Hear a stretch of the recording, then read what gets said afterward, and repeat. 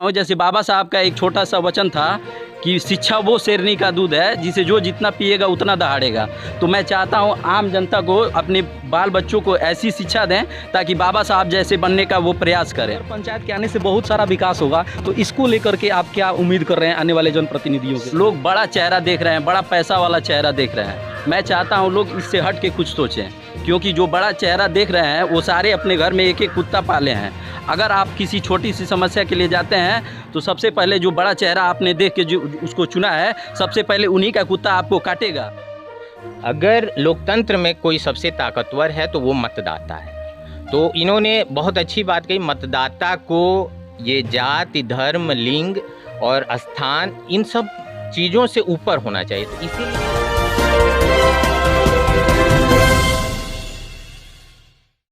नमस्कार, मैं हूं अर्जुन गुप्ता और आप देख रहे हैं द पॉपुलर न्यूज़। आज हम खड़े हैं काजीपुर में। ये नगर पंचायत फाजिल नगर का काजीपुर क्षेत्र है। ये वार्ड संख्या 7 में हम खड़े हैं। यहाँ पर यहाँ के जो ग्रामीण लोग हैं, थोड़ा इनसे हम जानेंगे कि यहाँ की मूलभूत समस्याएं क्या हैं और जो अभी आगामी नगर पंचायत चुनाव का बिगुल बजने वाला है उस पर इनके क्या मुद्दे हैं। जो प्रत्याशी अभी कैंडिडेट जो खड़े हो रहे हैं, यहाँ के जो वोटर लोग हैं, ये लोग किस उम्मीद पर जो है उनको वोट करेंगे, यहाँ पर हम इसी चीज़ों के बारे में जो है पड़ताल करने वाले हैं और यहाँ के लोगों से मिलने वाले हैं। तो चलिए यहाँ के कुछ लोगों से हम बात करते हैं और जानते हैं। जी हाँ सर, सबसे पहले आप हमारे दर्शकों को अपना नाम बताइए सर। जी नमस्कार, मैं प्रमोद कुमार गुप्ता और मैं एक शिक्षक हूँ। जैसे जनप्रतिनिधि बनने के लिए कुछ योग्यताएं होनी चाहिए।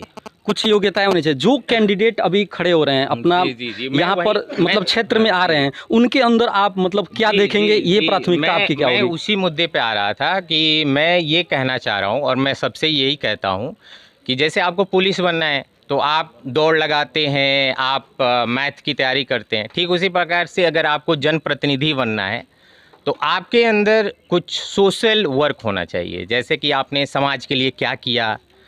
अचानक आप पैराशूट के थ्रू आके इसमें कूदेंगे नहीं। आपको जानकारी होनी चाहिए कि एक जनप्रतिनिधि बनने के बाद आपको क्या क्या करना होगा गांव के लिए, गांव किन समस्याओं से जूझ रहा है। सबसे बड़ी जो है गांव की मूलभूत समस्याएं क्या हैं? सबसे मूलभूत समस्याएं गांव की क्या हैं? मैं बता रहा हूं सर, जैसे ओपन में भी अभी भी लोग शौच में जा रहे हैं, तो उन सब चीज़ों पे भी एक सामुदायिक शौचालय जैसे कि हर गाँव में बन रहा है, हमारे गाँव में भी बनना चाहिए। अच्छा, आपके गांव में मतलब सामुदायिक शौचालय नहीं बना है?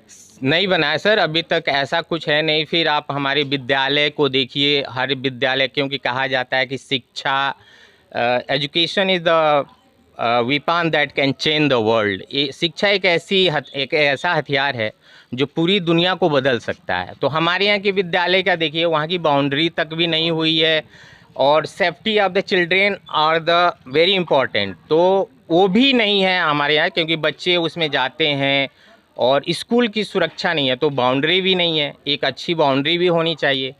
फिर सर आप देखेंगे मेडिकल फैसिलिटीज़ बहुत इम्पॉर्टेंट है। एक ऐसा जनप्रतिनिधि होना चाहिए हमारे गांव में। हम चाह रहे हैं कि जो भी जनप्रतिनिधि हो, जैसे कि हमारे संविधान में कहा गया है, इक्वलिटी, समानता, स्वतंत्रता, बंधुता, ये चीज़ें होनी चाहिए। कोई भी जनप्रतिनिधि हो सर, वो ये ना देखे कि मेरे इस कार्य से फलाना नाराज़ होगा और कोई व्यक्ति खुश होगा, वो किसी को ना देखे। उसके अंदर एक ऐसा मतलब व्यवहार हो, समानता का व्यवहार हो, सबके साथ समान व्यवहार करे, जहाँ न्याय हो वहाँ न्याय करे। तो मैं ये चाहूँगा कि जो भी जनप्रतिनिधि हो, हमारे में से ही हमारे युवा भी अभी आगे आ रहे हैं और आएँ, ये बहुत ही अच्छा संकेत है हमारे गांव के लिए, क्योंकि सब लोग जागरूक हो रहे हैं और जागरूकता बहुत इम्पोर्टेंट है सर। तो मैं सबको आह्वान करता हूं, आप आइए। मैं तो चाहता हूं सर, ये जो आप आज हम लोग का इंटरव्यू ले रहे हैं, मैं तो चाहता हूं जनप्रतिनिधि बनने से पहले एक गांव में डिबेट हो।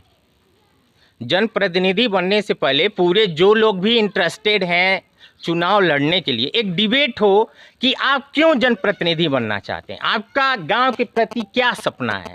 आप जब जनप्रतिनिधि बनेंगे तो गांव के लिए क्या विकास करेंगे, कैसे आप उच्च अधिकारियों से बात करेंगे, कैसे अपने गांव के लिए ज़्यादा से ज़्यादा फंड लाएंगे, कैसे हर एक गरीब तक आप पहुंचेंगे। तो मैं यही चाहता हूं कि जो भी बने वो पहले अपनी योग्यता सिद्ध करे, पहले उसके पास जो प्रत्याशी हैं, जो कैंडिडेट हैं, जी, जी। जनप्रतिनिधि हैं, जी। कैसे अपनी योग्यता को जो है प्रस्तुत करेंगे आप लोगों के सामने? जी जी, मैं देखिए सर, मैं अमेरिका का जब प्रेसिडेंशियल इलेक्शन होता है तो वहाँ पे जो भी प्रेसिडेंट के कैंडिडेट होते हैं वो जनता के सामने अपने सपने को रखते हैं। जैसे आपको याद होगा मार्टिन लूथर किंग ने कहा था, I have a dream for my Americans. मेरे पास हमारे अमेरिकन लोगों के लिए एक ड्रीम है। तो मैं यही चाहता हूँ कि पूरे गांव के लोग एक जगह बैठें और जो भी प्रत्याशी आगे आना चाहता है वो अपनी योग्यता वहाँ सिद्ध करे। और भी लोग हैं यहाँ पर बहुत सारे लोग हैं, थोड़ा इनसे भी जानेंगे कि यहाँ पर जो है मूलभूत समस्याएं क्या हैं और जो कैंडिडेट यहाँ पर जनप्रतिनिधि खड़े हो रहे हैं, मैदान में उतर रहे हैं, उनको लेकर के इनके अंदर क्या विचार हैं और उनसे जो है ये क्या उम्मीद कर रहे हैं। तो यहाँ पर आइए, और एक और युवा हैं, क्या नाम है सर आपका? जी, राजू कुमार गुप्ता। जी, तो जो उम्मीदवार खड़े हो रहे हैं उनको लेकर के आपके अंदर क्या विचार आ रहा है, क्या उनके अंदर आप देख रहे हैं? अभी जैसे हमारे गांव में जो प्रत्याशी आ रहे हैं, तो मैंने अभी जो निर्दलीय क्षेत्र के प्रत्याशी आ रहे हैं अभी, क्योंकि जो पार्टी विशेष हैं उनसे तो अभी कोई आ रहा है कोई नहीं आ रहा। मैं जो भी प्रत्याशी आ रहे हैं मैं उनसे 2-3 क्वेश्चन पूछा कि अगर आप आ रहे हैं इस फील्ड में तो आप इस गांव के लिए क्या आपका विज़न है। तो उन्होंने इस मेरी बातों को टाल मटोल करके टाल दिए लोग। खासतौर पे जो वोटर तो हैं ही हैं, लेकिन जो पढ़े लिखे युवा हैं वो हमारे लिए कितना कीमती हैं, तो ये हमारे कैमरे के माध्यम से जो दर्शक देख रहे हैं उनको बताइए, अगर जो जनप्रतिनिधि अगर वो भी देख रहे हैं तो उनको भी बताइए, उनसे आप क्या कहेंगे?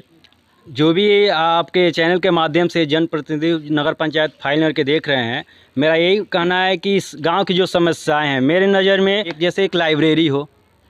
लाइब्रेरी जैसे हमारे क्षेत्र से जो बच्चे शहरों की ओर जाते हैं, अगर लाइब्रेरी हो उसमें ऐसी व्यवस्थाएं की जाए तो डिजिटल इंडिया की बात चल रही है ज़्यादा, उसमें बहुत सारी सुविधाएं दी जाए, बच्चे यहीं से अपना बैठकर पढ़ाई कर सकें।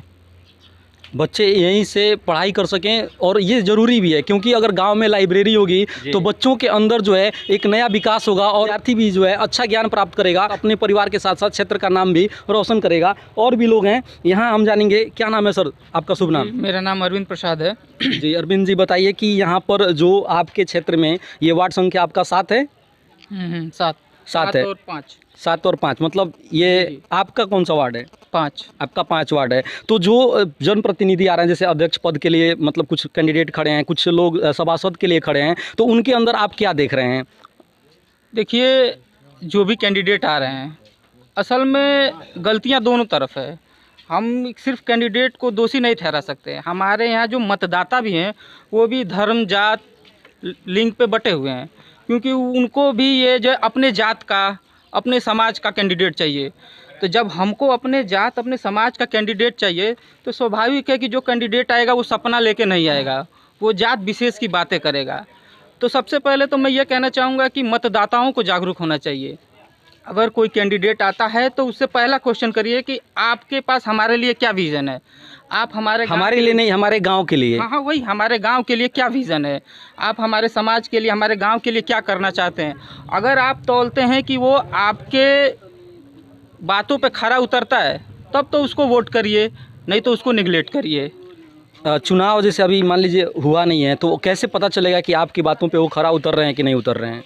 वो बताएगा ना कि अपना हमारा विजन क्या है, हम ये क्या करना चाहते हैं गांव के लिए। और अदरवाइज दूसरा कैंडिडेट आता है उससे भी आप यही क्वेश्चन करिए और आप उसका मूल्यांकन करिए, तुलनात्मक मूल्यांकन करिए उसका, तब आपको थोड़ा बहुत आइडिया लग जाएगा। तो देख सकते हैं कि यहाँ पर जो वोटर लोग हैं इनका ये कहना है कि जो कैंडिडेट खड़े हो रहे हैं क्षेत्र में और मैदान में उतर रहे हैं उनके पास एक विजन होना चाहिए। अगर जो कैंडिडेट अपने विजन को लेकर आएंगे उनमें हम जो है मूल्यांकन करेंगे और उनके हिसाब से जो है यहाँ पर जनप्रतिनिधि चुनेंगे, इनका ये कहना है मुख्य रूप से। जी सर, क्या कह रहे थे आप? इन्होंने बहुत ही सही बात बोला कि मतदाता को भी अवेयर होना चाहिए, क्योंकि सर आप जब पढ़ते हैं भारत का प्रस्तावना, संविधान का प्रस्तावना, तो साफ साफ कहती है हम भारत के लोग भारत को एक संपूर्ण प्रभुत्व संपन्न, सामाजिक, धर्मनिरपेक्ष, लोकतांत्रिक गणराज्य बनाने के लिए तो क्या कौन बनाना चाहता है सर? कौन सबसे ताकतवर है? अगर लोकतंत्र में कोई सबसे ताकतवर है तो वो मतदाता है। तो इन्होंने बहुत अच्छी बात कही, मतदाता को ये जाति, धर्म, लिंग और स्थान, इन सब चीज़ों से ऊपर होना चाहिए। तो इसीलिए सर प्रश्न आता है कि कैसे पता चलेगा कि कौन योग्य है कौन अयोग्य है। तो इसीलिए मैंने एक खुले मंच का आह्वान किया है। क्या लगता है कि आप अगर ये आह्वान कर रहे हैं तो कैंडिडेट लोग इस पे खरा उतरेंगे, आएंगे ये लोग डिबेट करने के लिए? सर आना चाहिए, क्योंकि अब चीज़ें बदल रही हैं, सिस्टम बदल रहा है। पहले क्या था, जैसे इन्होंने कहा कि सब लोग अपने विशेष समाज, विशेष जाति, विशेष धर्म के लोगों को चुनते थे। अभी का समाज क्या है सर, इकोनॉमिक्स बहुत इम्पॉर्टेंट हो गई है। सब लोग चाहते हैं कि उनका आर्थिक, सामाजिक, राजनीतिक और धार्मिक विकास हो। ये विकास तभी होगा सर जब हम लोग आएंगे एक पास, एक मंच के ऊपर, और सब अपने अपने सपने को रखेंगे। जब गांव के लोग आपसे प्रश्न करेंगे कि आप, जैसे सर मुझे याद है एक छोटा सा बच्चा था, he was I think 13 years old, 13 साल का था। तो उन्होंने अमेरिका के प्रेसिडेंशियल इलेक्शन में जो कैंडिडेट थे उनसे पूछा था कि क्या आप मुझे गारंटी दे सकते हैं कि मैं ग्रेजुएशन करने के बाद मुझे नौकरी मिलेगी। तो सर वहाँ पे ये प्रश्न रखा जाता है। तो क्यों नहीं हम अच्छी चीज़ें अपने यहाँ भी लाएं, हम डिबेट करें। क्योंकि यहाँ पे होता है सर, कुछ युवा ऐसे होते हैं जिनके पास सपने तो होते हैं लेकिन पैसा नहीं होता है और वो आगे नहीं आ पाते हैं। और हमें अब ये चीज़ बदलने की ज़रूरत है। एक छोटा सा क्लिप मैंने देखा था सर, अपने वोट को बेच देते हैं। तो आपका हक नहीं है कि हम एक जनप्रतिनिधि से प्रश्न कर सकें। और आप ईमानदारी से एक ईमानदार आदमी को चुनेंगे सर, तो अपने विकास के लिए, चाहे वो पानी का हो, चाहे ये सैनिटेशन हो, चाहे मेडिकल हो, चाहे एजुकेशन हो, चाहे कुछ आर्थिक रूप से जैसे गरीब लोग हैं उनसे आप प्रश्न कर पाएंगे। और ये तभी होगा जब एक मंच पे लोग आएंगे सर। जब एक मंच पर आएंगे तो हम उम्मीद करेंगे कि जो कैंडिडेट हैं, जो जनप्रतिनिधि हैं, एक मंच पर आएँ और उनसे हम भी डिबेट करेंगे और आप लोगों से भी वार्तालाप करेंगे। और सामने आमने सामने जो है सबसे पूछा जाएगा कि जो वोटर हैं उनकी क्या मांग है, उनकी क्या राय है, और जो जनप्रतिनिधि हैं वो इस पर अपनी क्या विचार रख रहे हैं। मैं आपके चैनल से, मैं सारे जितने भी, अगर जो लोग भी ये दर्शक हैं, जो भी गाँव के लोग हैं, मैं उन सबसे रिक्वेस्ट करना चाहूँगा, आह्वान करना चाहूँगा, प्लीज़ अपने मतदान को, जो कि सबसे बड़ी शक्ति है आपके हाथ में, लोकतंत्र ने एक बहुत बड़ा ताकत दिया है आपके हाथ में, इसको पैसे के लालच में, इसको छोटे मोटे कैश के लालच में, जाति धर्म के नाम पे प्लीज़ ना बेचें। आप ऐसे कैंडिडेट का चुनाव करें जो धरातल पे रह के सर, जो बातें ना करे, धरातल पे रह के छोटे छोटे आपकी समस्याओं को समझे, आपकी बातों को जीतने के बाद गरीब से गरीब आदमी भी आपके पास आए तो वो उसकी बात सुने, सम्मान करे और वो दिखाए कि वास्तव में आपने जो मुझे मतदान किया है मैं उसका मूल्य समझता हूँ और मैं इस गांव के लिए हूँ। गांव मेरे लिए नहीं है, मैं इस गांव के लिए हूँ। गांव मेरे लिए नहीं है, मैं इस गांव के लिए हूँ। ये बहुत ही ज़रूरी है। और जब ये ऐसा होगा तभी जब है यहाँ का कुछ बदलाव आएगा, कुछ विकास हो पाएगा। यहाँ पर देखिए, ये देखिए हमारे सामने एक नाला है और आप देख सकते हैं कि नाले का क्या है यहाँ पर हाल है। ये गांव है, ये नगर पंचायत हो चुका है। नगर पंचायत के पहले भी ये नाला बना होगा और हमें लगता है कि यहाँ के लोगों को देखना चाहिए कि यहाँ पर विकास का क्या हाल है। यहाँ पर कुछ और लोग हैं। क्या नाम है सर आपका? उपेंद्र गुप्ता जी, ये नाले पर आप क्या कहेंगे सर? ये नाले पे क्या हम कहेंगे, अब जिसका जिम्मेवारी है वो दिया जा रहा है, वो आ नहीं रहे हैं सब। कंप्लेन 3 बार। अच्छा, क्या नाम है आपका? अनवर अंसारी। अनवर अंसारी जी, कंप्लेन कितने बार दे चुके हैं? 3 बार कर चुके हैं पूर्व प्रधान को, लेकिन अभी तो कोई कार्य नहीं हुआ सर। पूरा बारिश का पानी आता है और घर में जाता है। पूरा बारिश का पानी आ सकता है। देखते हैं कि यहाँ पर ये नाला है, नाले के बगल में सड़क है ऊंची, और यहाँ पर देखिए, यहाँ पर ये घर, ये मकान है। यहाँ पर जैसे ही नाला ये फुल होता होगा, भरता होगा, तो यहाँ का पानी सीधे जो है ओवरफ्लो करके इनके घर में जाता होगा। तो और किस तरह की समस्याएं हैं आपके क्षेत्र में? सर समस्याएं तो बहुत हैं, अनगिनत हैं, लेकिन हो नहीं पा रहा है। कंप्लेन करने के बावजूद भी रिजल्ट आपके सामने है। 3 बार कर चुका हूँ। कंप्लेन करने के बावजूद भी आप देख सकते हैं कि इससे ज़्यादा ये क्या कहे, समस्याएं बहुत हैं और समस्याओं का जो है समाधान नहीं हो रहा है। तो अब तो आपके क्षेत्र में नगर पंचायत हो गया, आपका जो ये पूरा एरिया है ये नगर पंचायत में आ गया है। अभी जो नए उम्मीदवार आ रहे हैं, जो नए कैंडिडेट आ रहे हैं, उनको लेकर के उनसे क्या आप उम्मीद कर रहे हैं? अब यही उम्मीद कर सकते हैं, यही जो भी आए विकास कार्य करे, विकास कार्य करें। तो देख सकते हैं कि जो अभी नए उम्मीदवार यहाँ पर खड़े हो रहे हैं उनके बीच में जो है यहाँ की जो जनता है, यहाँ की जो जनता जनार्दन है, वो उम्मीद कर रही है कि यहाँ के आने वाले कैंडिडेट हैं उनसे जो है विकास यहाँ पर हो और वो लोग विकास करें और यहाँ का जो मूलभूत समस्याएं हैं उसको सुने और यहाँ के जो वोटर्स हैं इनकी बातों को सुने और इनकी बातों को अमली जामा पहना करके विकास की एक नई गाथा लिखें। तमाम समस्याएं हैं और देखा ये जाएगा कि आने वाले समय में कितने उम्मीदवार होंगे और इनकी समस्याओं पर कितना जो है वो खरा उतरते हैं। तो यहाँ पर बहुत सारे लोग हैं, यहाँ पर एक और व्यक्ति हैं, एक और सज्जन है, थोड़ा इनसे जानेंगे। अपना नाम बताइए सर। विशाल कुमार गुप्ता। विशाल जी, ये बताइए कि जो अभी नगर पंचायत हुआ है तो इस पर आप नगर पंचायत को ध्यान में रखते हुए देखा जाए तो ये एक बहुत ही मतलब अच्छा कार्य हुआ आपके क्षेत्र में कि नगर पंचायत हो गया। नगर पंचायत के आने से बहुत सारा विकास होगा, तो इसको लेकर के आप क्या उम्मीद कर रहे हैं आने वाले जनप्रतिनिधियों से? सबसे पहले तो मैं मतदाता जागरूकता अभियान चलाना चाहता हूँ अपने नगर पंचायत फाजिलनगर में, क्योंकि मतदाताओं को लोग लुभा रहे हैं, मतलब भिन्न भिन्न प्रकार के प्रलोभन दे रहे हैं। इन सब चीज़ों से मैं लोगों को जो है कि जागरूक करना चाहता हूँ कि इन सब वादों के चक्कर में न पड़ें और अपने मत का प्रयोग उचित तरीके से करें, ताकि जैसे भारत के लोकतंत्र की सबसे बड़ी ताकत है मतदान आप जो है कि करते हैं, अगर सुलझ के समझ के मतदान किसी को नहीं करते हैं तो 5 साल के लिए आप समझिए अपने मत को बेच रहे हैं। और ऐसे व्यक्ति से अगर आप बेच देंगे कि वो आपके छोटी से छोटी समस्या के लिए भी खड़ा नहीं उतरेगा। जैसे कि मान लीजिए हमारा भारत का संविधान है, तो बाबा साहब ने जब संविधान लिखा था तो उसमें भारत के संविधान से भी ऊपर भारत के आम जनता को जो है कि अधिकार दिया था। जहाँ भारत के संविधान और भारत की जनता की बात आती है वहाँ भारत की जनता सर्वोपरि होती है। इसलिए मैं चाहता हूँ भारत की जनता अपने मत को जो है कि उचित तरीके से समझे और अपने मत का सही तरह से प्रयोग करे। सही बात है कि जब चुनाव आते हैं तो उस समय लगता है कि जनता जो है सर्वोपरि है, लेकिन जैसे ही चुनाव खत्म हो जाता है तो लगता है कि जनता तो कुछ भी नहीं है, जनता का कोई अहमियत ही नहीं। इसीलिए मैं चाहता हूं आम जनता अपने जो है कि मत का जो है कि उचित प्रयोग करे, अपने जो है कि जनप्रतिनिधि का विशेष तरह से जो है कि समीक्षा करके उनका चुनाव करे, ताकि उनके किसी भी समस्या में उनका जनप्रतिनिधि उनका साथ हर संभव प्रयास करे उनका साथ देने का। अतः जागरूक जैसे हो रहे हैं, मैं ऐसे चाह रहा हूँ जैसे लोग बड़ा चेहरा देख रहे हैं, बड़ा पैसा वाला चेहरा देख रहे हैं, मैं चाहता हूं लोग इससे हट के कुछ सोचें, क्योंकि जो बड़ा चेहरा देख रहे हैं वो सारे अपने घर में एक एक कुत्ता पाले हैं। अगर आप किसी छोटी सी समस्या के लिए जाते हैं तो सबसे पहले जो बड़ा चेहरा आपने देख के जो उसको चुना है, सबसे पहले उन्हीं का कुत्ता आपको काटेगा और आप उसके घर के आंगन तक नहीं पहुंच पाएंगे। और अपने जो है कि जैसे अपने बीच के लोगों को चुनेंगे तो वो आपके हर समस्या में खड़ा होने का जो हर संभव प्रयास करेगा। बस आपका एक छोटा सा वचन था कि शिक्षा वो शेरनी का दूध है जिसे जो जितना पिएगा उतना दहाड़ेगा। तो मैं चाहता हूँ आम जनता को अपने बाल बच्चों को ऐसी शिक्षा दें ताकि बाबा साहब जैसे बनने का वो प्रयास करें। जी बहुत बहुत धन्यवाद। तो देख सकते हैं कि शिक्षा वो शेरनी का दूध है जिसे जितना जो पिएगा उतना वो दहाड़ेगा, ये बाबा साहब ने कहा था। और यहाँ पर जो है अगर आप अपने बच्चों को सही शिक्षा देते हैं तो आपका बच्चा जो है सही तरीके से आगे बढ़ेगा, सही तरीके से आपका विकास होगा, आपके बच्चों का विकास होगा, आपके क्षेत्र का विकास होगा। ये सोचें कि अब उनको कुत्तों से कटवाना है कि अपने बीच के लोगों को चुनना है, ये लोगों की समस्या है, लोग खुद इस पर जो है कि सोचें विचार करें।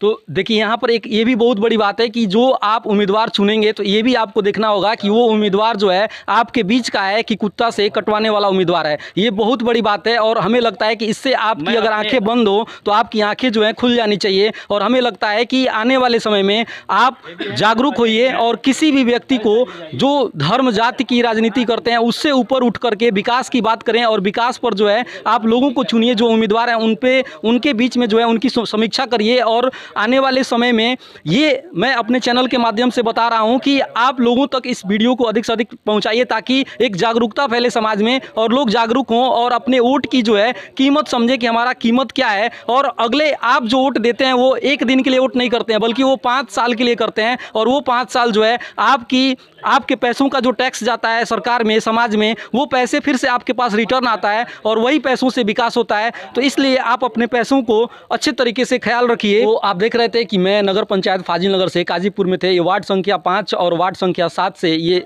चूँकि जुड़ा हुआ है यह जो यहाँ का जो क्षेत्र है।